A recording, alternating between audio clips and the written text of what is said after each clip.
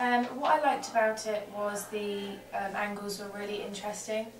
When the girl is standing and looking around the room and you're moving around with the camera facing upwards, I thought that was really effective. There was a lot of variation of lighting. You had through the window and the light was coming in and you got like the sun specks on the camera. I thought that was really good. And the flashes of light as well, they made it quite jumpy. Variation of shots, you had lots of different things, you had a lot of things. You had the mushrooms and the cigarette and the bath shot as well, and the falling and the eye. The way it was out of focus and then went in focus, I thought that was really effective. The zooming, and I just thought it was overall very atmospheric. Any improvements that you can think of? I think the transition between the music, between the first music and the second music was quite abrupt. Yeah. You might be able to merge it somehow. So you've got the piano and it's getting a bit scratchy. That would be quite good. I think the titles, the font may be a bit bigger. They're not difficult to read, but you don't like immediately, because you only get a short amount of time to read it. I think if it was bigger it would be easier to read. And there's a transition between the eye, when the pupil's getting bigger, and when the girl's falling. I think you could maybe make that transition a bit smoother. Yeah. But yeah, it was very good. Thank you. Johnny, what do you think? I like the use of different camera angles. Like there's one point where you have like the legs running past the camera, and I like the second piece of music. I thought that was quite scary. I like the green kind of title at the beginning. It made it look like a real kind of trailer. No.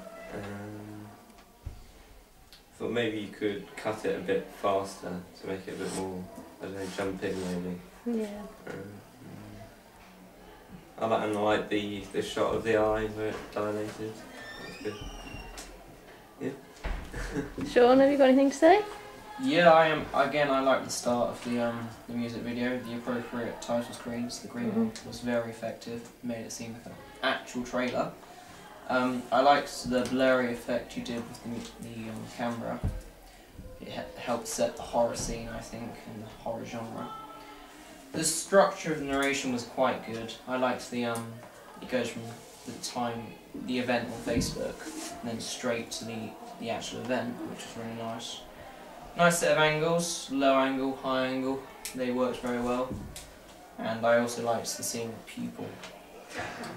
For cons, I put, in some places a little dark, so I understand it is a horror film, but some facial expressions might be nice in the dark.